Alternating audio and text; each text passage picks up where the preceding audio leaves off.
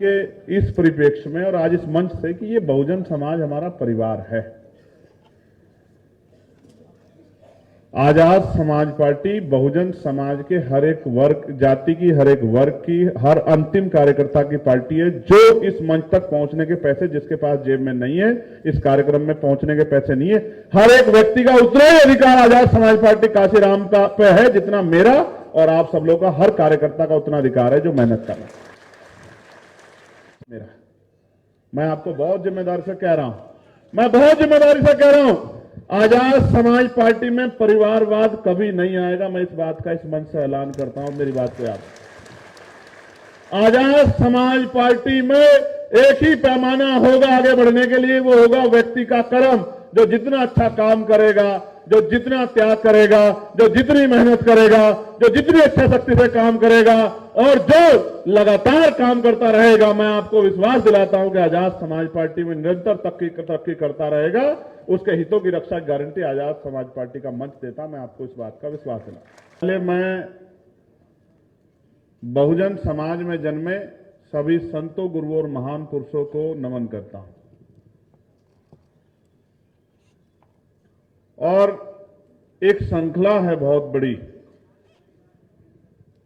जब हम उनको याद करते हैं तो मैं मानता हूं कि बार बार, चाहे मैं फेसबुक के माध्यम से किसी स्पीच में मैं उन महापुरुषों का नाम लेता हूं, कई बार एक आधे महापुरुष का नाम छूट जाता है, लेकिन मैं उनके नाम जो लेता हूं उसका एकमात्र कारण यह है कि वो बहुत लोगों के लिए सामान्य व्यक्तित्व हो सकते हैं, लेकिन हमारे लिए वो हमारे महापुरुष हैं और उनको पूजने की नहीं, उनको पढ़ने की जरूरत है। बुरा यह है कि हमारे बहुजन समाज ने भी महापुरुषों को पूजना शुरू कर दिया है और जो हमारे विरोधी है वो भी चाहते हैं कि हम महापुरुषों को पूजे, पढ़े ना। पूजने से किसी को पूजने से किसी की मुक्ति का रास्ता नहीं निकल सकता है। उनके विचारों पर चल के और उनकी तरह खुद को बनाकर ही हम अपनी मुक्ति के रास्ते के द्वार मजबूत करके खोल सकते हैं, इसके अलावा कोई तरीका नहीं। तो आधुनिक भारत में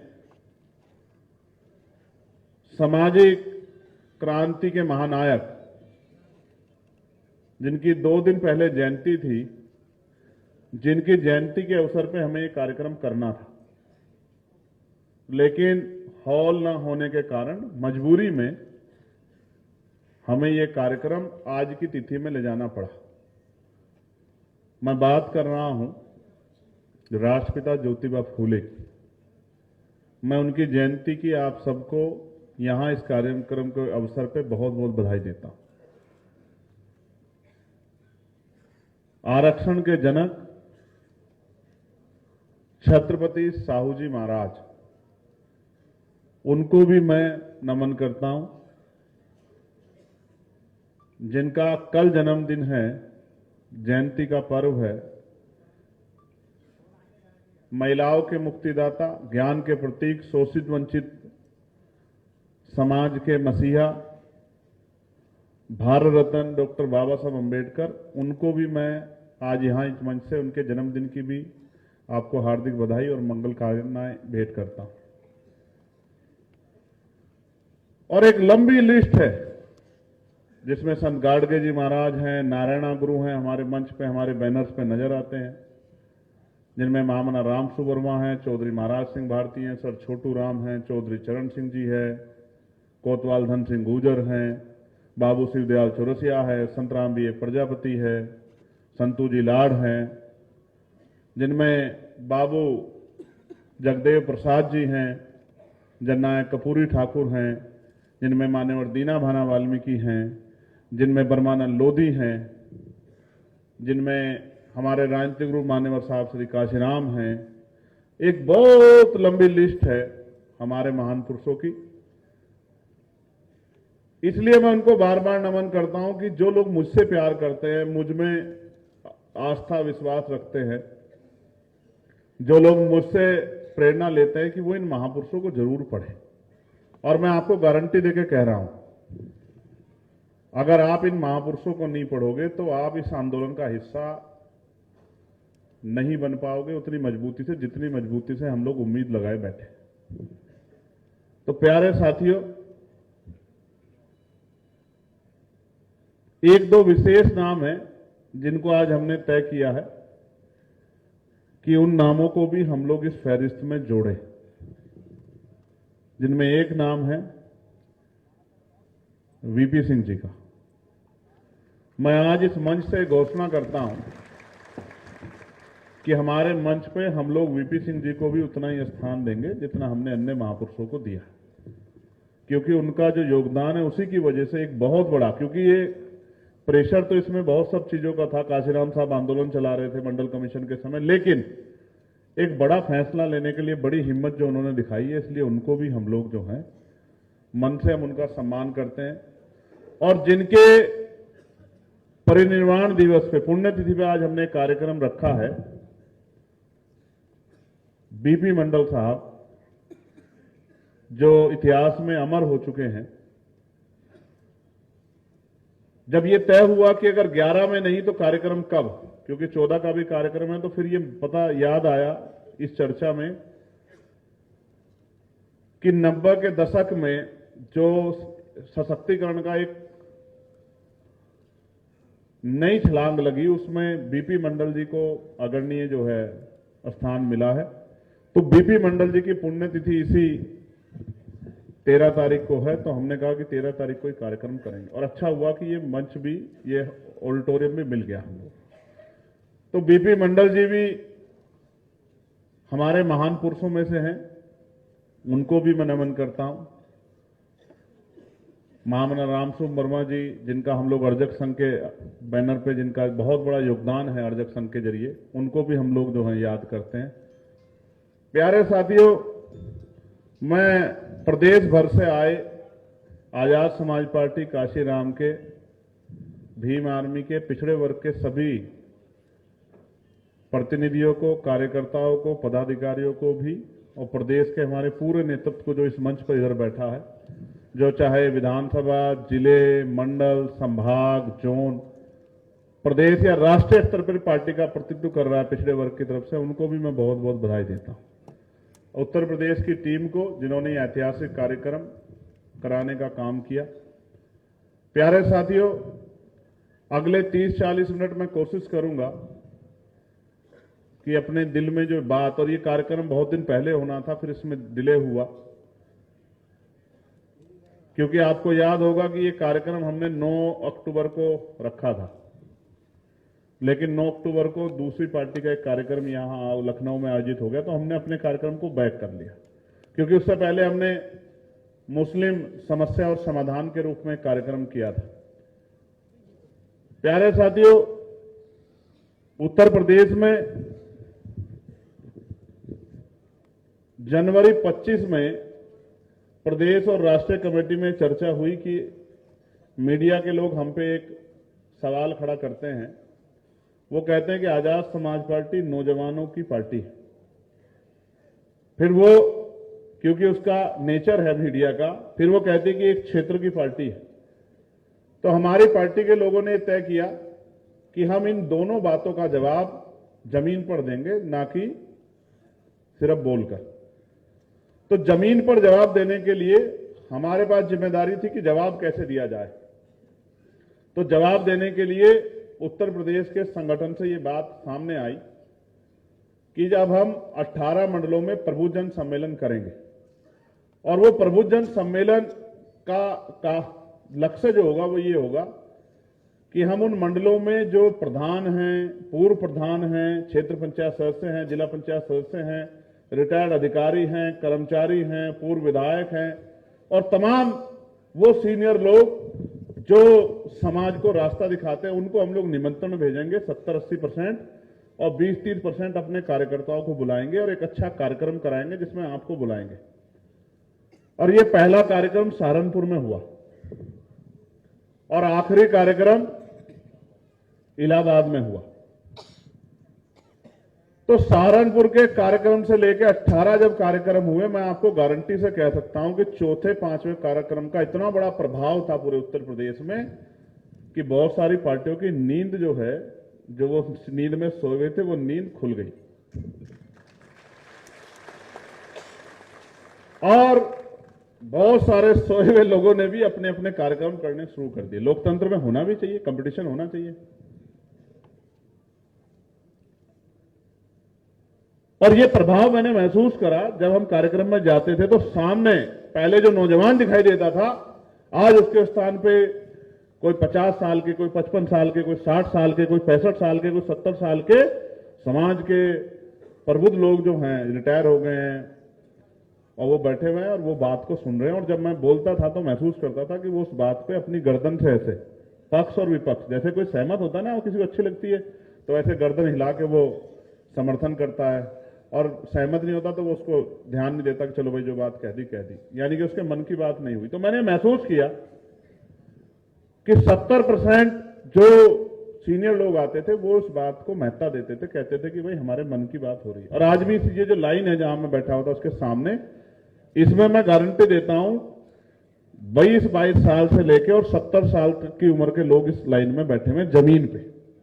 मैं इसके लिए आपका दिल से धन्यवाद करता हूं, इस प्यार और इस बात के, क्योंकि मैं और हमारे साथी राजनीतिक आंदोलन को देख रहे हैं, तेजी से बढ़ते राजनीतिक आंदोलन को।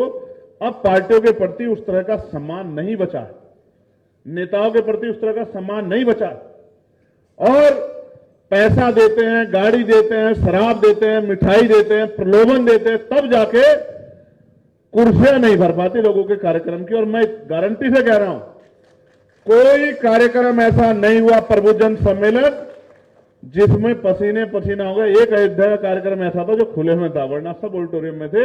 2,500-3 हजार की संख्या का, 4 हजार की संख्या का ऑडिटोरियम होता था, पूरा भर जाता था। और फिर ये जो बीच में जो नौजवान आज ये भी बड़े अनुशासन में है, वो भी वहां भी पूरा जोर लगा के और खींचम खींच, और बरेली और इधर तो इतना मुरादाबाद, इतना डर लगा कि कहीं चोट ना लग जाए। मैं अंदर से घबराता रहता था कि महापुरुषों आज ऐसा कोई घटना ना हो जाए कि किसी की चोट लग जाए, किसी की जान चली जाए, तो मेरे ऊपर कोई इस तरह का दोष ना आ जाए कि लोग कहें कि चंद्रशेखर जी के कार्यक्रम में गए आजाद समाज पार्टी की और कोई दुर्घटना होगी। तो मैं मन मन डरता हूं कि भाई मेरे ऊपर इस तरह कोई, क्योंकि हम सब लोग इसलिए इस आंदोलन को चला रहे हैं कि गरीब अपने बहुजन समाज के लोगों के हक अधिकार की रखवाली कर सके, उनके हक अधिकार दिला सके, उनको नुकसान पहुंचाने के लिए नहीं चला रहे। तो मन में भय रहता है, लेकिन इतना महापुरुषों का आशीर्वाद है कि बहुत बड़े बड़े कार्यक्रम हुए, शीशे टूटे, लेकिन किसी परिवार को कोई नुकसान नहीं पहुंचा। आप देखते हैं साथियों, मैं इस बात को भी दोहरा देता हूं कि जब मैं निकलता हूं, कहीं से जाता हूं, तो जो मोटरसाइकिल पर नौजवान घूमते हैं, मैं उनको डांटता भी हूं कई बार कि भाई हेलमेट लेके चला करो, और उनसे आग्रह करता हूं कि तेज मत भगाओ, क्योंकि मुझे डर होता है कि अगर किसी को दुर्घटना में चोट लग गई तो ये जो विरोधी मीडिया के लोग उनके घर जाएंगे तो उनके परिवार के लोग इस तरह की बात ना कह दे कि चंद्रशेखर जी के यहाँ या आजाद समाज पार्टी की रैली में गए थे तो हमारा तो नुकसान हो गया, और फिर ये लोग उसको इस तरह से प्रचार करेंगे। तो डरता हूं, तो इसलिए कड़वे अनुभव है, क्योंकि जमीन से आया हूं, चीजों को समझता हूं, तो मैं डांटता भी रहता हूं, कई बार गुस्सा आके दिखाता हूं कि भाई ऐसा मत करो, और मीटिंग में भी समझाता हूं भाई ऐसा मत करो। तो प्रबुद्धजन सम्मेलन खत्म हुए, फिर हमने लखनऊ में मुस्लिम समस्या और समाधान के नाम से कार्यक्रम किया, और मैं आपको गारंटी देता हूं पिछले 25-30 सालों में इस नाम से कोई कार्यक्रम, लखनऊ छोड़िए पूरे उत्तर प्रदेश में किसी पार्टी ने नहीं किया, क्योंकि करंट लगता है मुसलमानों का नाम लेने पर। मुसलमानों का नाम लेने पर करंट लगता है, उनकी समस्या तो बहुत दूर की बात है, समाधान तो आप छोड़ ही दो। जिस दिन समाधान कर दिया तो कुछ लोगों की तो राजनीतिक दुकानें बंद हो जाएंगी। जो लोग राजनीतिक दुकान चला रहे हैं मुसलमानों के आधार पर, उनकी तो राजनीतिक दुकानें बंद हो जाएंगी अगर समस्या का समाधान हो गया।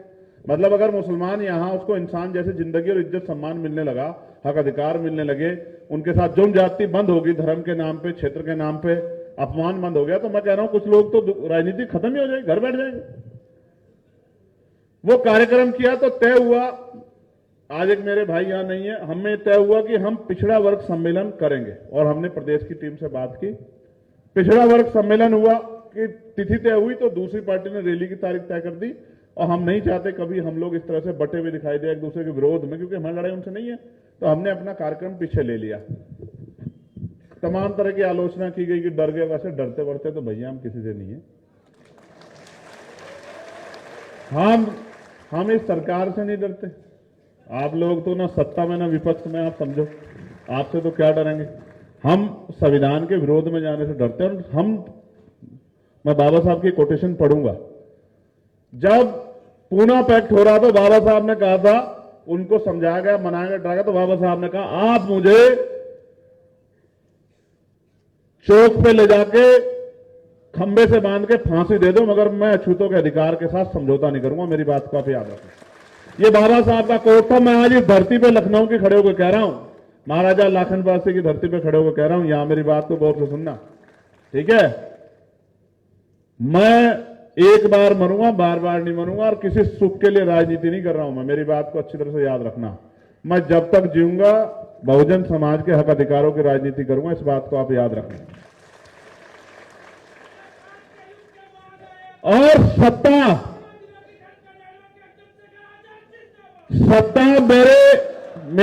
मेरे जेब में नहीं है। अगर सत्ता मेरे जेब में होती या मुझे व्यक्तिगत कहीं से कहीं सत्ता लानी पड़ती, तो अगर मुझे हजारों लोगों के ऊपर से भी गुजरना पड़ता, तो मैं सत्ता लाके आपके पैरों में रख देता। ये लोकतंत्र है। अगर राजतंत्र होता और तलवार के दम पे सत्ता आती, तो मैं उस लड़ाई को भी लड़ता आपके लिए। मेरी बात को गौर से सुनना। लेकिन क्योंकि ये लोकतंत्र है और कलम से और वोट से शक्ति मिलेगी, इसलिए ये लड़ाई में जब तक आप अपना किरदार अदा नहीं करोगे, अपना रोल अदा नहीं करोगे, अपनी जिम्मेदारी नहीं उठाओगे, तब तक इस लड़ाई को हम लोग नहीं जीत सकते। और जिस दिन आपने अपनी जिम्मेदारी उठा ली, मैं गारंटी देता हूं आपको कि आजाद समाज पार्टी भीमान में जैसा कार्यकर्ता किसी पार्टी पे नहीं है। आज के समय में देश की किसी पार्टी के पास इतना मजबूत और ताकतवर कार्यकर्ता, संघर्षशील कार्यकर्ता नहीं। बस वो अपनी जिम्मेदारी समझ ले। जैसे वो मेरी एक आवाज पे पता नहीं कहां से आता है, उड़ता रहता है, इधर भी दौड़ता है, उधर भी दौड़ता है, और एडमिनिस्ट्रेशन कहता है कहां से आगे। अगर वो बस मेरे कहे से जो बात मैं कहता हूं वो भी करना शुरू कर दे, तो सारी बात ठीक हो जाएगी। तो प्यारे साथियों, अब आते हैं पिछड़े वर्ग सम्मेलन पे। तो भाई, मैं जब पढ़ रहा था, इस पूरे उसको समझ रहा था, तो मैंने वर्ण व्यवस्था पढ़ी, फिर जाति व्यवस्था पढ़ी। आप लोगों को भी पढ़नी चाहिए। कुछ मैं उस तरह के सोर्स लाया हूं आपको बताने के लिए कि आपकी समझ में आए। और बहुत सारी जो इस समय जो राजनीति चल रही है उस पर भी मैं अपनी बात रखूंगा। लेकिन पहले महत्वपूर्ण बात, जिससे आपको और जिस वजह से मैंने आपसे आग्रह किया आने का, और जिसको सुनना है आपको समझना है, क्योंकि आज समझने की जरूरत है। पहली बात यह है कि 1928 में बंबई प्रांत के गवर्नर महोदय मिस्टर OBH स्टार्ट, जो ICS थे नाम के एक अधिकारी की अध्यक्षता में पिछड़ी जातियों के लिए एक कमेटी नियुक्त हुई। इस कमेटी में डॉक्टर बाबा साहब अंबेडकर ने ही शूद्र वर्ग की जुड़ी जातियों को अदर बैकवर्ड कास्ट के नाम से संबोधित किया। एक बात। दूसरी बात, मैं तो इस बात को नहीं मानता, क्योंकि मैं मानता हूं कि जातियां हमारे महापुरुषों ने नहीं बनाई है। जातियां इंसानों को बांटने के लिए बनाई गई है।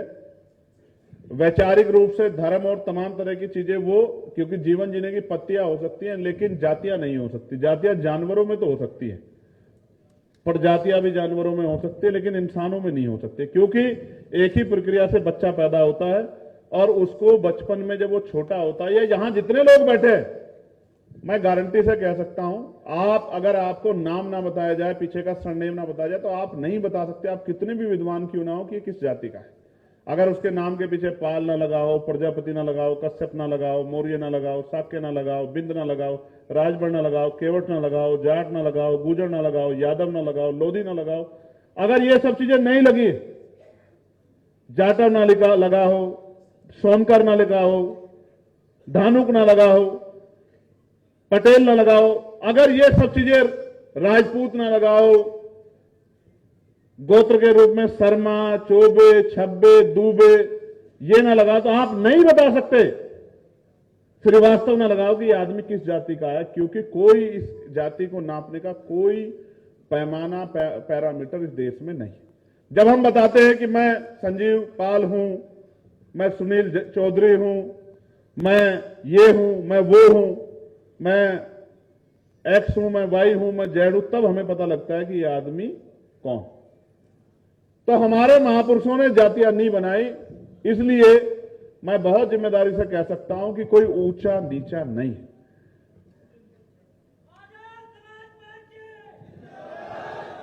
ये 40 मिनट मेरी है, उसके बाद तो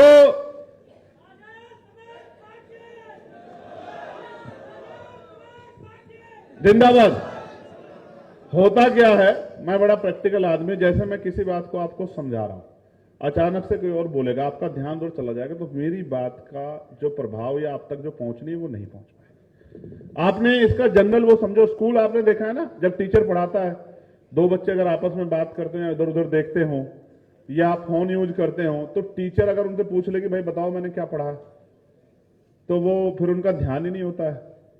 इसलिए मैं आपसे कह रहा हूं कि मैं आपके मनोभाव को समझता हूं, आपके प्यार को समझता हूं, लेकिन अभी आप मेरे ऊपर ये कृपा करें कि मुझे सुने। यही आपका सबसे बड़ा प्रेम है आज के समय। मैं वॉलंटियर बहनों का अपनी बहुत धन्यवाद दूंगा। ये बड़ा काम कर दिया है हमारी टीम ने, बहनों को वॉलंटियर बना दिया, ये बड़ा काम है, मैं इसके लिए आभारी। वॉलंटियर भाइयों का भी, बहनों का ज्यादा। तो प्यारे साथियों, तो लेकिन ये जो फ्रैक्शन बनाए गए हैं, व्यवस्था में जो बनाए गए हैं, संविधान से पहले जो व्यवस्था थी, जिसको हम लोग मनुवादी व्यवस्था कहते हैं, उसका प्रभाव तो अभी भी दिखता है। लेकिन उस व्यवस्था में ब्राह्मण, क्षत्रिय, वैश्य वर्ण बनाया गया, शूद्र बनाया गया, और शूद्र को कुछ आइडेंटिफाई किया गया है, बताया गया है उस समय की उसमें कि ब्राह्मण, क्षत्रिय और वैश्य जैसे उच्च वर्ण की जाति आती थी, वैसे ही बैकवर्ड क्लास में सबसे पिछड़ी अछूत बनाई गई जातियों और आदिवासी समुदाय को समाविष्ट किया गया, और ऐसे ही अदर बैकवर्ड क्लास में शूद्र वर्ण की जातियों को रखा गया। प्यारे साथियों, मैं शूद्रों के बारे में कुछ आपको बताना चाहता हूं। नौजवानों को जरूर सीखना चाहिए, क्योंकि भूत चढ़ा हुआ है, धर्म का भूत बहुत बड़े पैमाने पर हमारे लोगों को चढ़ा हुआ है, कि जो पुराना संविधान था उन्होंने शूद्रों पे कुछ बैन लगाए। क्या? शूद्र का स्थान वर्ण व्यवस्था में अंतिम रखा गया। शूद्र अपवित्र है, अतएव उसके सम्मुख अथवा उसको सुनकर कोई वैदिक कर्म नहीं हो सकता। शूद्र को वह सम्मान नहीं है जो अन्य वर्णों को है। शूद्र के जीवन का कोई मूल्य नहीं है। शूद्र का वर्त ब्राह्मण बिना धन दिए कर सकता है, यदि कुछ देना पड़े तो वह नगण्य है। शूद्र को पढ़ाना नहीं चाहिए, उसको पढ़ाना पाप है तथा अपराध है। शूद्र ब्राह्मणों से वाद विवाद नहीं कर सकता है। धन कमाने की शक्ति रखते हुए भी शूद्र को धन अर्जन करने का अधिकार नहीं। शूद्र कोई जायदाद संपत्ति नहीं रख सकता, और ब्राह्मण जब चाहे उस शूद्र की सब संपत्ति जब्त कर सकता है। शूद्र को कोई राजपद प्राप्त नहीं हो सकता। शूद्र का कर्तव्य ऊंची जातियों की सेवा करना मात्र है, इसलिए वह पैदा हुआ है, इसी में उसकी मुक्ति है। शूद्र के साथ किसी उच्च वर्ण स्त्री की शादी नहीं हो सकती। शूद्र की हत्या करना कोई पाप नहीं है। शूद्र जन्म से दास है, सर्वदा दास ही बना रहेगा। और इस शूद्र में कौन आता है? जिनकी कुर्सियां बाद में धुलती है, वो भी फिर कहते हैं कि भाई हम भी शूद्र हैं, जब उनकी कुर्सियां धो दी जाती। आप ये समझो, आज का बैकवर्ड क्लास, कर्षक जातियां, अति पिछड़ी जातियां, और जैसे रामेश्वर पवन जी कह रहे थे कि सारा शेड्यूल क्लास, शेड्यूल ट्राइब सब इसी बैकवर्ड क्लास में शूद्र में आता है आज के परिप्रेक्ष्य में। और इनके लिए संविधान में इतनी पाबंदियां थी, और मैं सोचता हूं कि क्या कारण रहा होगा कि इन्होंने इस गुलामी से मुक्ति नहीं ली, इनको ये गुलामी महसूस नहीं हुई। इसका एकमात्र कारण मुझे नजर आता है अशिक्षा, कि सबसे बड़ा अपराध ये हुआ कि उन्होंने पढ़ने का अधिकार हमारे लोगों से छीन लिया। जब पढ़ेंगे नहीं तो पता ही नहीं लगेगा कि सही क्या है और गलत क्या है। जब मैं जानता ही नहीं कि ये कानून मेरे लिए है या नहीं है, या मेरा हित इसमें है या नहीं है, तो मुझे समझ आता शिक्षा इसके बीच में सबसे बड़ा कारक रहा है। तो प्यारे साथियों, आज के परिप्रेक्ष्य में समझना चाहिए हम सब लोगों को कि हमारे महापुरुषों ने, संत गाडगे महाराज से लेके बाबा साहब अंबेडकर, ज्योतिबा फूले तमाम हमारे महापुरुषों ने क्यों कहा कि शिक्षा शेरडी का दूध है, जो पिएगा वो दहाड़ेगा, क्यों इशारा किया? उसका एकमात्र कारण यह है कि लंबे समय में शिक्षा से वंचित रह गया। और मैं नौजवानों से अपील करते हुए कहूंगा, किसी की मत मानो, किसी किताब की मत मानो, पढ़ो, तर्क की कसौटी पर जाओ और फिर आप ज्ञान करके देखो तो आपको एहसास हो जाएगा कि जो मैं कह रहा हूं वो गलत है, या जो किताबों में लिखा गलत है, या जो आपको आज व्हाट्सएप यूनिवर्सिटी में पढ़ाया जा रहा है वो गलत है। आपको समझ आएगा। प्यारे साथियों, मैं जब इस देश के इतिहास को देखता हूं तो मुझे अपने बच्चों की परवाह न करते हुए, अपने परिवार से अपमान सह के और अपनी जान की परवाह न करते राष्ट्रपिता ज्योतिबा फूले दिखाई देती है, मां सावित्रीबाई फूले दिखाई देती है, जो हमें शिक्षा का अधिकार देने के लिए संघर्ष कर रहे हैं, जिनको घर से निकाल दिया गया। हमें पेरियार ललई यादव और ईवी पेरियार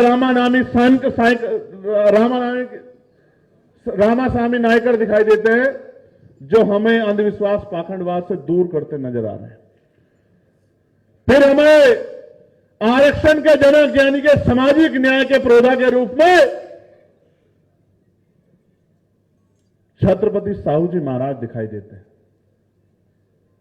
प्यारे साथियों, ब्रह्मानंद लोधी जी हो, रामसुख वर्मा हो, बाबू जगदेव प्रसाद हो, जननायक कपूरी ठाकुर हो, संतराम बीए प्रजापति हो, बाबू शिवदयाल चौरसिया हो, ये कौन है? ये कौन है? ये वही ओबीसी समाज है,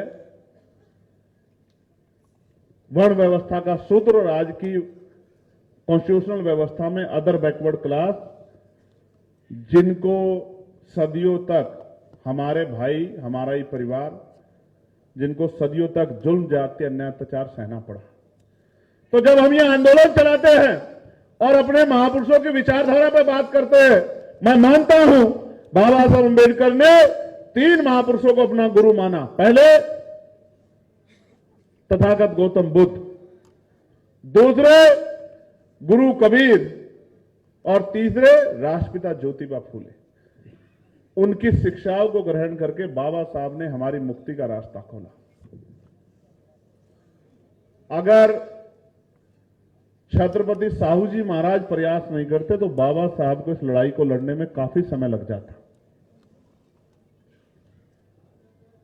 इस बात से मैं आपको यह समझाना चाहता हूं कि ये जो आज का बहुजन समाज है, ये हमारा ही परिवार है।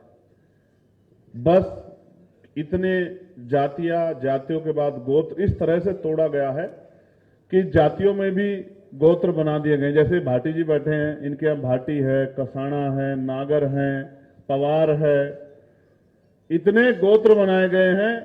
जातियों में भी इतने विभाजन किए गए हैं कि ये कभी जुड़ ही ना पाए। तो मैं आपको ये कहना चाहता हूं आज के इस परिप्रेक्ष्य में और आज इस मंच से कि ये बहुजन समाज हमारा परिवार है।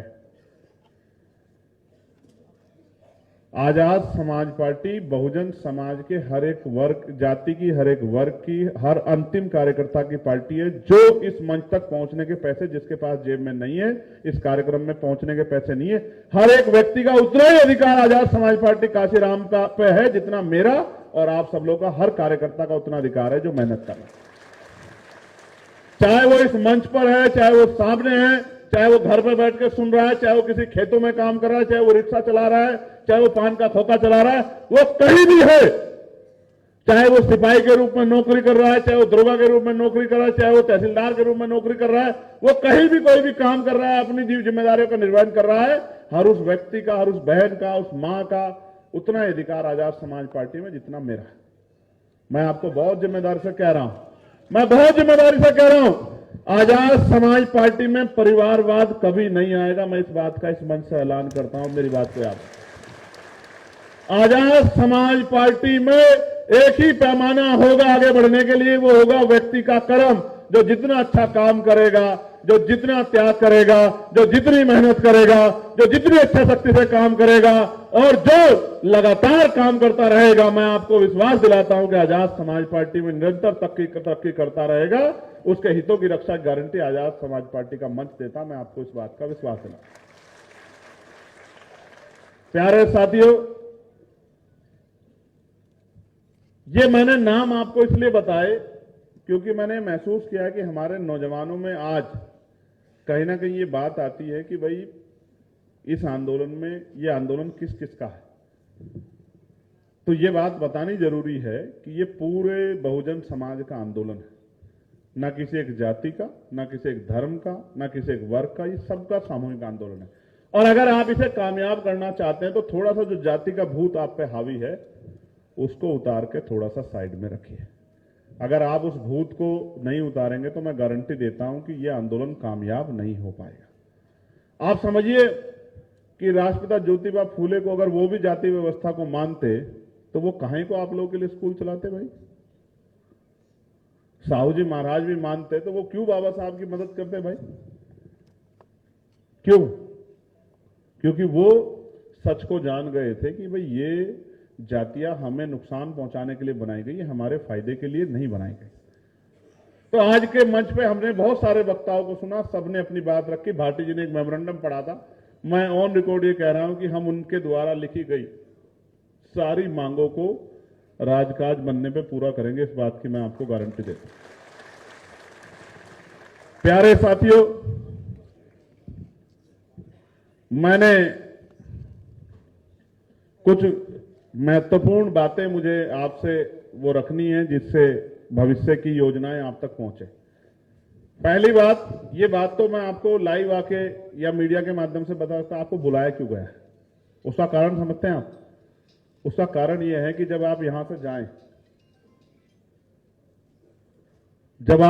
जाएं तो मेरे ऊपर और इस आंदोलन पे एक सहयोग आप करें कि जो बात मैं आज आपसे यहां कह रहा हूं उस बात को आप अपने क्षेत्र में, अपनी गली में, अपनी विधानसभा में, अपने कस्बे में, अपने शहर में, अपने जिले में, अपने मंडल में हर घर तक पहुंचाने का काम करें। अगर वास्तविकता में आपके अंदर भी वही दर्द चल रहा है जो मेरे और मेरे जैसे लाखों आजाद समाज पार्टी के कार्यकर्ताओं के अंदर चल रहा है।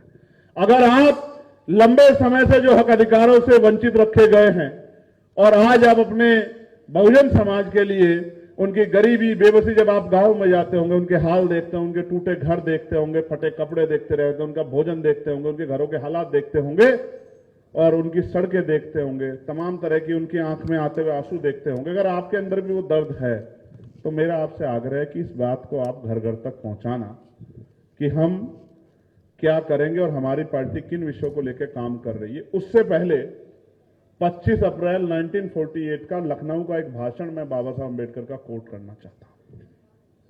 लखनऊ था, जगह स्थान कहां थी मुझे नहीं पता है, लेकिन बाबा साहब अम्बेडकर लंबे समय बाद यहां आए थे और बाबा साहब ने एक ऐतिहासिक भाषण दिया था। बड़ा विवाद हुआ था, उस पर बड़ा विवाद हुआ था। वो भाषण मैं आप सबके सामने कोट करना चाहता हूं। तिथि में कोई बदलाव हो सकता है, भाषण में कोई बदलाव नहीं हो सकता, स्थान में बदलाव हो सकता है, लेकिन भाषण में कोई बदलाव नहीं हो सकता। बाबा साहब अम्बेडकर जिस सभा में आए थे वो एक संयुक्त सभा थी दलित और पिछड़े वर्ग के लोगों की।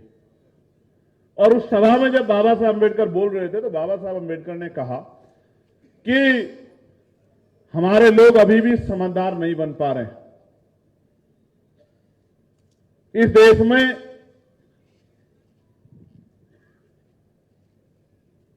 जो लोग लंबे समय से अधिकारों से वंचित है, अगर वो अपना हक अधिकार चाहते हैं तो उनको राजनीति मिलकर करनी चाहिए। अगर वो मिलकर राजनीति करेंगे तो मैं उनको विश्वास दिलाता हूं कि वो ज्यादा दिन अपने अधिकारों से दूर नहीं रह पाएंगे। वो ये कहते हैं कि मैं ये नहीं कहता कि आप साथ में रोटी खाओ, वो ये कहते हैं मैं नहीं कहता कि आप रोटी बेटी का रिश्ता करो, मगर मैं ये कहना चाहता हूं कि जिनके हालत एक जैसी है, जिनके अधिकार एक जैसे लोगों ने लूटे हैं, जिनको अपने अधिकारों के प्रति जिनके अंदर संवेदना है, जो अपने अधिकार लेना चाहते हैं, उनको टुकड़ों में नहीं बंटना चाहिए, उनको मिलकर अपनी ताकत को बनाना चाहिए। क्योंकि इस देश में आने वाले समय में जो लोकतंत्र आएगा, वोट से जब ताकत बनेगी, सरों से जब आपकी गिनती होगी और आप एक लाइन में लग के अगर वोट करोगे तो तत्कालिक जो मुख्यमंत्री थे उन्होंने उनके लिए कहा, मैं कहूंगा विवाद हो जाएगा कि ऐसे मुख्यमंत्री आपके पैरों के जूतों के फीते बांधने में भी गौरवान्वित महसूस करेंगे। ये बात बाबा साहब अम्बेडकर ने। आप महसूस करके देखो, अब से 75 साल पहले बाबा साहब अंबेडकर आपको वोट की शक्ति बताते हुए कह रहे हैं कि आपको मिलकर राजनीति करनी चाहिए। दलित पिछड़े वर्ग के लोगों, कमजोर समाज के लोगों, अगर अपने अधिकारों की रक्षा कर दी और उन अधिकारों को पहुंचाना क्यों? रीजन यह है कि जिस व्यवस्था की बात मैंने आपको करूं मनु विधान की, जिसमें मैंने बताया आप पे इतनी पाबंदियां थी, उसमें आपको कुर्सी पे बैठने का अधिकार नहीं था। और अगर आपको कुर्सी पे बैठने का अधिकार कहीं मिला है तो वो भारतीय संविधान में मिला है। मैं बहुत रिसर्च करता हूं। 1919 से पहले मुट्ठी भर लोग, गिनती के लोग, प्रथम पंक्ति में जितने लोग, इतने लोग इस देश में वोट करते थे, अंग्रेजों के साथ मिलकर सरकार चलाते थे। 1919 से पहले सिविल सेवा में एक भी भारतीय को अवसर नहीं था। फिर बाबा साहब अंबेडकर ने 1928 को बहिष्कृत हितकारिणी महासभा के बैनर पर तले मेमोरेंडम दिया ब्रिटिश काउंसिल को, और उसके बाद साइमन कमीशन इंडिया आया। और जब साइमन कमीशन इंडिया आया तो साइमन कमीशन ने जो रिपोर्ट यहां से बनाई 29 में वो यहां से गया। 30 में पहला गोलमेज सम्मेलन हुआ। पहले गोलमेज सम्मेलन में बाबा साहब अंबेडकर ने इस देश के कमजोर वर्गों के, बैकवर्ड क्लासेस के बारे में गोलमेज सम्मेलन में अपनी बात रखी। 30 में रखी, 31 में रखी, 32 में रखी। और इन तीनों सम्मेलन के बाद इस देश में बहुत सारे परिवर्तन हुए। और मुझे नहीं कहना चाहिए क्योंकि वो लोग आज की सत्ता में नहीं है, बड़ा हमला हो जाएगा उन पे, लेकिन बहुत जिम्मेदारी से मैं ये कह रहा हूं, मैं बहुत ईमानदारी से इस बात को कह रहा हूं कि मिस्टर गांधी, जिनको देश ने इतना बड़ा सम्मान दिया, मिस्टर गांधी ने ये उस समय के मुसलमान भाइयों से जो वहां प्रतिनिधि थे, कुरान पे हाथ रख के कसम खिलवा के उनसे ये मांग की कि आप डॉक्टर बाबा साहब अंबेडकर की मांगों का समर्थन ना करें, हम आपकी सभी मांगों के साथ खड़े रहेंगे। लेकिन उस समय के मुस्लिम लीडर्स ने मना कर दिया कि हमारा मजहब इस बात की गवाही नहीं देता कि हम अपने स्वार्थ के लिए किसी दूसरे के हक को लूटने का काम करें या उसके विरोध में काम करें। मैं नहीं कह रहा हूं, आप डिबेट पढ़ लीजिए, मैं कोई बात इन्फ्लुएंस होकर नहीं कहता, वोट के लिए नहीं कहता, ये आप डिबेट में पढ़ लीजिए, आपको पता लग जाएगा। तो उस समय के मुस्लिम नेताओं ने बाबा साहब अंबेडकर का साथ दिया, ना कि मिस्टर गांधी का साथ दिया, जिसकी वजह से बाबा साहब अंबेडकर को कम्युनल अवार्ड मिला और बाबा साहब 1932 में कम्युनल अवार्ड सांप्रदायिक पंचांग लेके यहां पहुंचे। बहुत जख्म दिए हैं सबने मिलकर समय समय पे, जिन्होंने हाथ पकड़ा है उनसे वादा है कि जिस दिन ताकत बनेगी आपकी तरफ आंख उठाने वाला कोई गुंडा चैन से नहीं बैठेगा, याद रखना। अभी भी सड़कों पे लड़ाई तो जारी है, लेकिन जब ताकत बनेगी तो आप देखना कि न्याय, तंत्र और व्यवस्था किसे कहते हैं। मैं आपको विश्वास दिलाता हूं प्यारे साथियों, पहली बार 1935 का एक्ट, जिसको हम मिनी कॉन्स्टिट्यूशन कहते हैं, उस मिनी कॉन्स्टिट्यूशन में जब वो बड़ा सा विस्तर जो है कानून बना, संविधान बना, जिसको मिनी कॉन्स्टिट्यूशन 1935 के एक्ट को कहते हैं, इंडियन एक्ट 1935, उसमें पहली बार ये तय हुआ कि भारतीय लोगों को भी सिविल सेवा में जाने का अवसर मिलेगा। आप समझो कि आपका तो कोई आदमी नौकरी रोजगार करता नहीं था उससे पहले।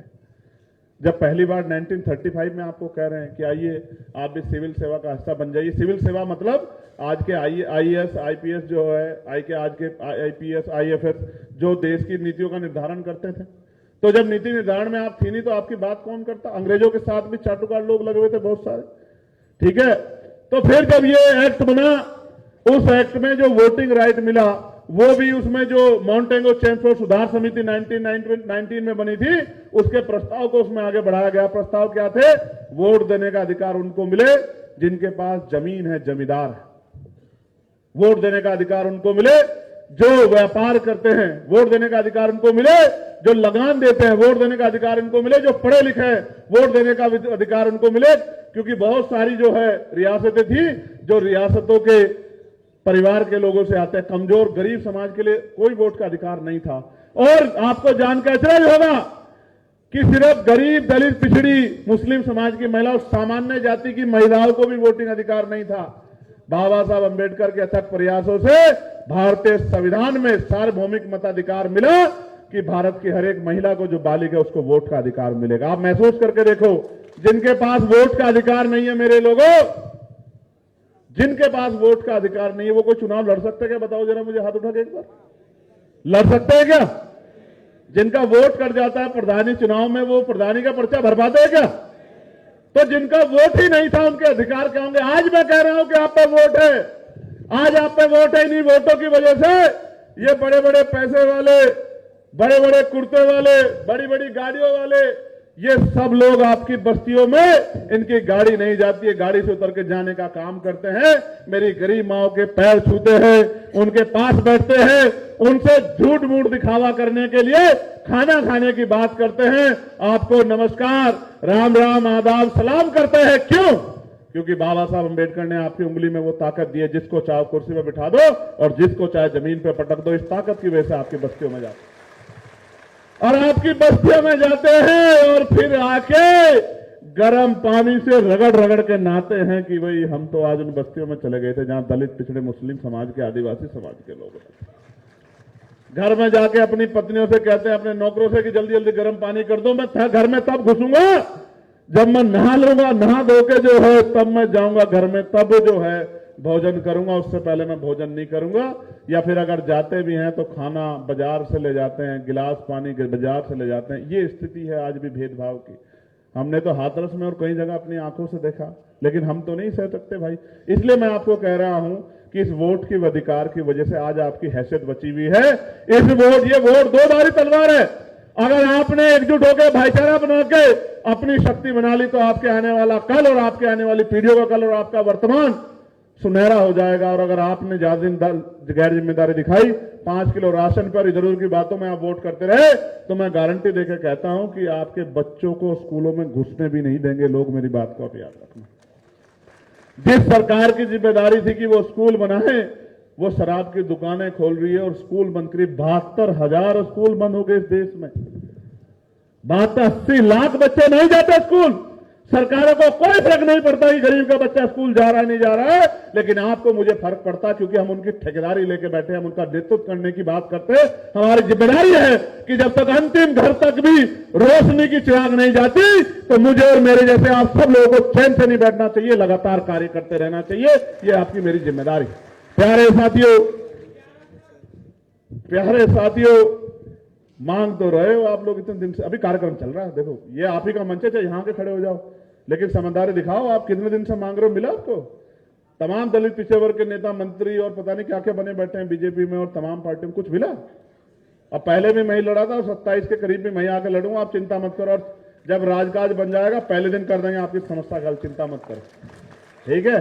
बेफिक्र रहो। 49 शिक्षक भर्ती वालों, ये वचन है मेरा, पहली कैबिनेट में आपकी मदद कर देंगे। आप क्या याद करोगे? ये कोई ऐसा वैसा नहीं जो मंच से घोषणा कर रहा है। प्यारे साथियों, हम कुछ मांगों को लेकर राजनीति कर रहे हैं और आप सहमति असहमति जता देना, मंच भी जताए और सामने बैठे लोग भी। जिस तरह से पंचायत और जो लोकल बॉडी इलेक्शन होते हैं उसमें पिछड़े वर्ग के लोगों को प्रतिनिधित्व मिलता है। आज जब इस देश में ईडब्ल्यूएस आ गया है, जब महिलाओं को रिजर्वेशन मिल रहा है, तो मेरी और हमारी पार्टी का ये मत है कि अब समय आ गया है कि पिछड़े वर्ग के लोगों को लोकसभा और विधानसभा में पॉलिटिकल रिजर्वेशन मिलना चाहिए। बताओ मिलना चाहिए नहीं मिलना चाहिए? बताओ, जोर से बताओ, मिलना चाहिए नहीं मिलना चाहिए? मैं जो मांगे पढ़ूंगा, गारंटी से कह रहा हूं, जिस स्तर की मांग है जहां से पूरी हो सकती है, जिस दिन आजाद समाज पार्टी का व्यक्ति बैठेगा, मेरा हाथ पकड़ लेना। अगर आपकी पहली कैबिनेट में मांग पूरी ना हो, इस बात को मुझसे गारंटी लेना, ठीक है? दूसरी, 1931 की जनगणना के अनुसार 52% आबादी थी और कॉन्स्टिट्यूशन उसने सुप्रीम कोर्ट ने 27% आरक्षण दिया। मध्य प्रदेश में तो भी 14% मिलता है, कई और राज्यों में कम मिलता है। बताओ 27% मिलना चाहिए, 52% मिलना चाहिए? जोर से बताओ। और अभी जो गणना करा रही है सरकार दबाव में विपक्ष के, उसमें ओबीसी का कॉलम कहीं रखा है क्या? ओबीसी का कॉलम सरकार ने? तो ओबीसी का कॉलम होना चाहिए नहीं होना चाहिए? हाँ, होना चाहिए। इसलिए ओबीसी को 52% आबादी या जितनी भी आबादी निकल के आए, उनकी संख्या के आधार पे उनको आरक्षण मिलना चाहिए। मिलना चाहिए नहीं मिलना चाहिए? बहुत अच्छी बात। और अति पिछड़े लोगों के लिए देखो, जो ये इस बात को भी समझो, मैं बहुत जिम्मेदारी से इस बात को कह रहा हूं, मैं जानता हूं सरकार समय समय पे बांटने के लिए तमाम प्रयास करेगी। मैंने 2022 में गोरखपुर में प्रेस वार्ता करके कहा था कि शेड्यूल कास्ट की जो वंचित जातियां रह गई हैं उनको 5% अतिरिक्त आरक्षण मिलना चाहिए। आप पता करवा के देख लो, मेरी पीसी उठा के देख लो, 2022 की है, जिसको लेके भाजपा ने हरियाणा का चुनाव लड़ा 2025 का। मैं उस दिन भी कह रहा था और मैं आज भी कह रहा हूं, मैं उस दिन भी अति पिछड़े जो है, अति दलित समाज उसके फेवर में खड़ा था और उनकी संख्या के आधार पर उनको रिजर्वेशन नहीं, उनको अधिकार मिलना चाहिए। मैं इस बात के लिए कटिबद्ध हूं, तटबद्ध हूं। हमारी पार्टी के लोग जानते हैं हमारा स्टैंड पहले दिन से वो था और आज भी वो स्टैंड है। लेकिन मैं मानता हूं कि अति दलित अति पिछड़ी जो जातियां हैं उनको भी विशेष अवसर नहीं मिल रहे हैं। जब तक 52% नहीं मिलता, हमारी सरकार अगर उत्तर प्रदेश में बनेगी तो हम 42% यानी कि 15% अति पिछड़ी जातियों को अलग से आरक्षण की व्यवस्था करा के देंगे। मौर्य जी, मेरी बात को आप नोट कर लेना, कहां हो, नोट कर लेना और गली गली जाके बता देना कि ये करेंगे। पाल को, प्रजापति को, कश्यप को, बिंद को, राजभर को, तमाम उन जातियों को, विश्वकर्मा को, सैन को, ठीक है, उन तमाम जातियों को, उनको, क्योंकि उनका रिप्रेजेंटेटिव आना चाहिए। अपनी पार्टी से भी हम अवसर देंगे, मैं आपको लिख के देता हूं, लगभग उनकी संख्या के बराबर के टिकट उत्तर प्रदेश की विधानसभा चुनाव में हम लोग उनको देंगे। मेरी बात को आप याद रखना, इस बात को नोट कर लें। जहां जहां जो जो समाज सशक्त होकर जुड़ जाएगा, हम लोग घर घर मुहिम चला कहेंगे कि इस समाज का विधायक नहीं बना, इस समाज का विधायक नहीं बना, इनको भेजना है। ये हमारी आपकी जिम्मेदारी, यही सामाजिक न्याय है। इसका भी हम लोग आंदोलन चलाएंगे उत्तर प्रदेश में। मेरी बात को आप याद रखना। प्रमोशन में SC/ST को मिलता था बेचारों को, लेकिन 2012 में भला हो उत्तर प्रदेश की एक पार्टी का इन लोगों ने राज्यसभा में जब वो बिल आया, आपको ऐतिहासिक वो होगा गर्व, कभी पढ़ना पार्लियामेंट की डिबेट को, पूरी राज्यसभा के 10 मेंबर खिलाफ थे, 10, और 10 के 10 इनके समर्थन वाले थे, लखनऊ वालों के, आप पता करवा लेना। ये कहते हैं, नारा देते हैं कि भाई हम हितैषी हैं। मैं इनके नारे का भी नाम नहीं लेना चाहता अपने मंच से, ये हितैषी होने की बात करते। इन्होंने ही मनुवादियों के इशारे पे, वो पूरा सोचा समझा प्लान था कि राज्यसभा से हम लोग पास करवा देंगे, लोकसभा में आप बिल फाड़ देना। उसमें कांग्रेस और बीजेपी भी बराबर मिली हुई थी, मैं इस बात की गारंटी देता हूं, सीना ठोक के कहता हूं कि ये सब लोगों ने मिलकर दलित आदिवासियों का गला घोटने का काम किया था, इनके नेताओं ने। मैं इस बात को कभी भूलूंगा नहीं, जख्म को मैं कभी भूलूंगा नहीं, क्योंकि हमारे कितने अधिकारी कर्मचारी उसकी वजह से डिमोट हुए। अगर राज्यसभा में बिल फट गया था तो कांग्रेस दोबारा उस बिल को ला सकती थी। मैं लोकसभा का मेंबर हूं, लोकसभा में बिल फट गया तो क्या हो गया? बिल फटने से, कॉपी फटने से, कॉपियां तो आपके पास और है तो आप ला सकते हो। लेकिन जानबूझ के सोचा समझा षड्यंत्र था कि इस तरह का मुद्दा बना के हम लोग इसको करेंगे नहीं, क्योंकि विरोध है। विरोध तो बहुत कुछ का है इस देश में। और मैं आज आपको कह रहा हूं, अगर भाजपा आपकी हितैषी होती तो वो 12 साल से सत्ता में वो ले आती बिल। हम पहले दिन से कह रहे हैं, वो भी आपके विरोध में और पिछले वाले भी आपके विरोध में और लखनऊ वाले भी आपके विरोध में। आपके समर्थन में तो कोई नहीं, उनकी जगह मैं होता तो उसी दिन कहता कि एक बिल और लाओ, अति पिछड़े और पिछड़े यानी कि ओबीसी समाज को भी, अदर बैकवर्ड क्लास को भी प्रमोशन में रिजर्वेशन देने का काम करो, हम लोग उसका समर्थन करेंगे। प्यारे साथियों, मैं पार्लियामेंट में बिल लेके आया था, प्राइवेट मेंबर बिल, निजी क्षेत्रों में SC/ST OBC के लोगों को आरक्षण मिलना चाहिए। बताओ मिलना चाहिए नहीं मिलना चाहिए? मैं बिल लेके आया और मैंने कहा अध्यक्ष जी से कि अध्यक्ष जी इस पर चर्चा करा दो बिल पे। तो अध्यक्ष जी ने अनुमति नहीं दी। मैं इस बात को बता रहा हूं, अनुमति मांगने से नहीं मिलती, अनुमति छीनने से मिलती है। जब राजनीतिक शक्ति बनेगी पहले दिन ये सारे काम कर देंगे। कौन रोक देगा आपकी शक्ति को, आप मुझे बताओ। जैसे अभी एक मुहिम चली हुई है कि जी इनको भारत रत्न दो, इनको भारत रत्न। मैं भी कहता हूं कि माननीय काशीराम साहब को भी भारत रत्न मिलना चाहिए, बीपी सिंह जी को भी भारत रत्न मिलना चाहिए, बीपी मंडल जी को भी भारत रत्न मिलना चाहिए, महामना रामसु वर्मा जी को भारत रत्न मिलना चाहिए, संत राम बीए प्रजापति जी को भारत रत्न मिलना चाहिए। लेकिन देगा कौन? ये सत्ता तो नहीं दे सकती। तो काशीराम साहब जब होते थे तो वो तो कहते थे कि भाई मांगने की जरूरत नहीं, हम तो छीन लेंगे। तो उत्तर प्रदेश में जिस दिन राजकाज बनेगा, हम एक नया जो है सबसे सर्वोच्च सम्मान उत्तर प्रदेश का बना के पूरे देश में संघर्षशील बहुजन महापुरुषों को, अब वो जब नहीं है, उस सम्मान से नवाजने का काम करेंगे, उनके परिवार को। मैं आपको इसका विश्वास दिलाऊं, एक भी बहुजन महापुरुष ऐसा नहीं बचेगा जिसको हम लोग सर्वोच्च सम्मान उत्तर प्रदेश का नहीं देंगे। और जिस दिन देश के सत्ता की कुर्सी की टांगे हमारे हाथ में आ गई, मैं आपको लिख के देता हूं, जिस महापुरुष का योगदान है उनमें से एक महापुरुष नहीं बचेगा जिनको हम लोग उचित सम्मान, भारत रत्न और से भी बड़े सम्मान की आवश्यकता पड़ी वो दिलाने का काम करेंगे। मेरी बात का प्यारे साथियों, न्यायपालिका से तो मैं लगातार आग्रह कर रहा हूं कि भाई वहां हमारा रिप्रेजेंटेशन होना चाहिए। मैं जिस मंच से भी कहता हूं, हम लोग पुरजोर आंदोलन चलाएंगे। हालांकि जब मैं बात कहूंगा तो बहुत सारे लोग मन पक्का कर लेंगे कि इस आदमी को रोकना है, लेकिन हम लोग रुकेंगे या आगे बढ़ेंगे ये तो आपके ऊपर डिपेंड करता है। लेकिन मैं बहुत जिम्मेदारी से कह रहा हूं कि न्यायपालिका में भी SC ST OBC के जजों को अवसर मिलना चाहिए, उनको आरक्षण मिलना चाहिए, ये भी हमारी डिमांड है। प्यारे साथियों, संख्या के आधार पे बजट का निर्धारण होना चाहिए। अगर किसी जैसे अति पिछड़े समाज की आबादी 36% है तो उसको 36% बजट एक एक आदमी की संख्या के आधार पर गणना करा के उसका बजट का लाभ मिलना चाहिए कि अंतिम परिवार तक भी वो सुख सुविधा और अवसर पहुंचे जिसके वो अधिकारी हैं। और जिसकी जितनी जो मुस्लिम समाज 20% है तो 20% बजट का हिस्सा मुस्लिम समाज पे खर्च होना चाहिए। जो समाज 15% है, 20% है, उस पर 21% होना चाहिए, 19% नहीं होना चाहिए। सामान्य जाति की जो आबादी है उस पर भी उसकी संख्या के आधार पर बजट का हिस्सा खर्च होना चाहिए। ये हम लोग प्रस्ताव बना के इस व्यवस्था को करने का काम करेंगे। प्यारे साथियों, मंडल कमीशन की बाकी सिफारिशें हम लोग लागू कराने का काम करेंगे। जिस बात को लेकर मोदी जी आए थे, मोदी जी ने कहा कि मुझे गंगा मां ने बुलाया है और वो 2-2 बार जो है 3-3 बार प्राइम मिनिस्टर बन गए। उनको तो मां गंगा ने एक बार बुलाया होगा, लेकिन वो तो 3-3 बार बन गए, अब भी कुर्सी छोड़ना नहीं चाहते हैं। तो मैं ये कहता हूं कि उन्होंने जब नारा दिया कि मैं पिछड़े परिवार का हूं और मंडल कमीशन की सिफारिश से लागू करूंगा, तो मेरे पिछड़े वर्ग के लोगों बताओ, जब उनको वोट डालने आप लोग जाते हो तो कभी क्यों नहीं पूछते कि वो मंडल कमीशन अब कहां चला गया है, वो कमंडल के नीचे कैसे दब गया? तो आप लोग पूछते नहीं हो, तो इस वजह से वो आपके अधिकारों पर डाका डाल के बैठे हैं। मंडल कमीशन की बाकी सिफारिशें लागू कराने के लिए हम लोग पूरे प्रदेश में जन जागरण अभियान चलाएंगे और अवसर बनने पे मंडल कमीशन की बाकी सिफारिशें भी लागू कराएंगे।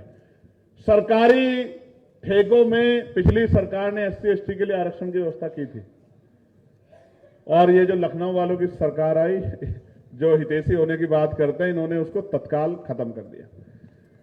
और इनकी जगह मैं होता तो SC ST के साथ OBC पिछड़े और अति पिछड़े जातियों को भी, गरीब परिवारों को, उनको आगे बढ़ाने के लिए सरकारी ठेकों में आरक्षण दिलाने का काम करते, क्योंकि वो जनता का ही पैसा है, जनता के टैक्स का ही पैसा है, क्योंकि इन पे नीति नहीं, इसलिए ये हमेशा उल्टा ही काम करते हैं। प्यारे साथियों, अभी UGC की गाइडलाइन आई थी, नई गाइडलाइन देखी थी नहीं देखी थी? जोर से बताओ, देखी थी नहीं देखी थी? तो जब UGC की गाइडलाइन आई तो तमाम नेताओं के मुखौटे उतर गए, जो नारा लगाते हैं कि भाई हमारे में ये भी है, ये भी है, ये भी है। आज तो सत्ता में भी नहीं, चंद वोटों के लिए अपने समाज के बच्चों का गला घोटने का काम किया और विरोधियों का समर्थन करने का काम किया। अब वो विरोधी भी जो हैं वो तो बड़े समझदार है, वो सोचते होंगे जो अपनों का नहीं हुआ वो हमारा ही क्या हो जाएगा। इसलिए मैं आपको कहना चाहता हूं, UGC की जब गाइडलाइन आई सारी पार्टियां चुप होकर बैठ गई, एक अकेली आजाद समाज पार्टी खड़ी थी। और मैं UGC की सच्चाई आपको बताना चाहता हूं मेरे लोगों, SC ST के लिए 2012 से ही थोराट कमेटी के रिगार्डिंग जो है गाइडलाइन बनी हुई है। ये इस गाइडलाइन में नया ये था कि OBC को जोड़ा गया था। और OBC को जोड़ना क्यों जरूरी था मैं आपको बताता हूं। जब पूर्व के एक मुख्यमंत्री हटाए गए तो यहां गोमूत्र से जो है कुर्सी की धुलाई हुई। जब वहां एक यादव परिवार, आपको याद होगा, एटा मैनपुरी में व्यासपीठ पर बैठ गया तो उसकी चोटी काट के जो है उसको मूत्र से जो है उसको जो है उस मूत्र से जो है उसका अपमान किया गया। कल 1-2 दिन पहले एक लोधी समाज के हमारे परिवार के हमारे भाई को, जो कथावाचक है, जब उसकी जाति पता लग गई उसको खींच के ले जाकर गाड़ी बंद करके उसको पीटने का काम किया। उससे पहले वहां मध्य प्रदेश में कुशवा समाज के लोगों को पैरों का मैल चटवाने का काम किया।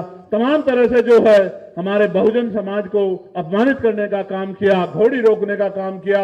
मैं इस पीड़ा को जानता हूं कि अगर आप कुछ नहीं कर पाते, रोक नहीं पाते, तो फिर जाति के आधार पर आप गांव से लेकर हर जगह अपमान करते हो, यूनिवर्सिटियों में, सरकारी दफ्तरों में अपमान करते हो। इसलिए मुझे पता था कि ये सही हुई है गाइडलाइन, इसलिए मैंने उसका जोरदार समर्थन किया। और बाकी जो अपने आप को बहुजन समाज के नेता कहते हैं, उन्होंने उसका विरोध किया और आपके बच्चों पे की जीवन पे जो खतरा मंडरा रहा है, उस खतरे को और मजबूत करने का काम किया। आपको समझना पड़ेगा ये नेता आपके हितैषी है या नहीं है।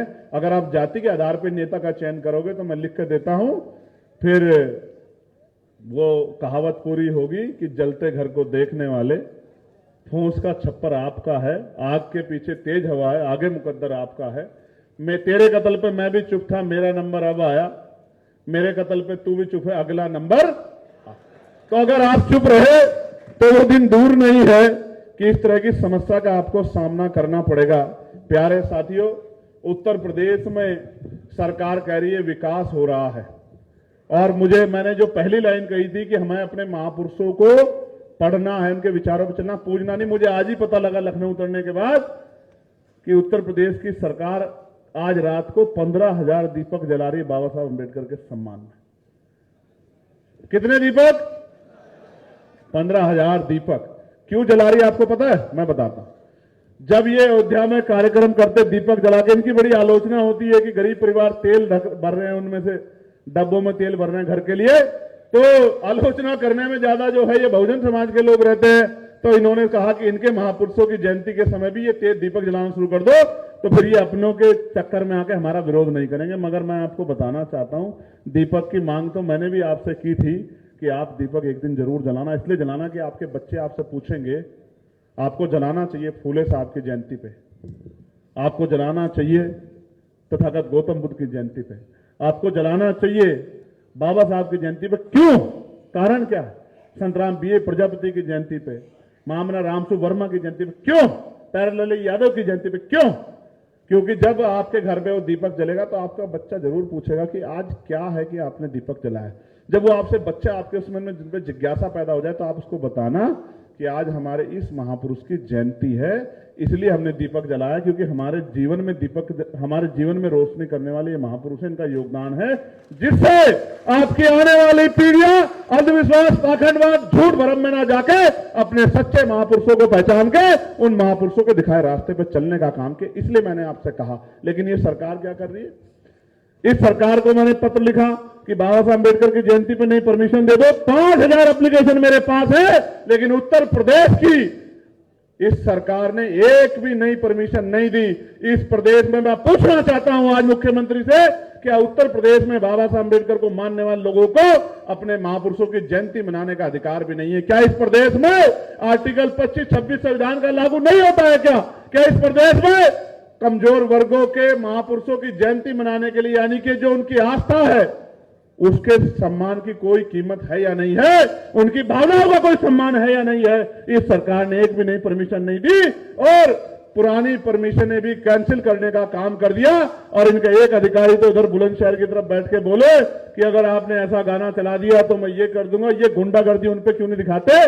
जब कोई इस तरह के गाने चला के कमजोर वर्गों के घरों के सामने, मस्जिदों के सामने चला के प्रदेश का अराजकता फैला के माहौल खराब करने का काम करता है, तब आपकी लाठी को सांप क्यों सूंघ जाता है? तब आपकी आंखें क्यों बंद हो जाती है?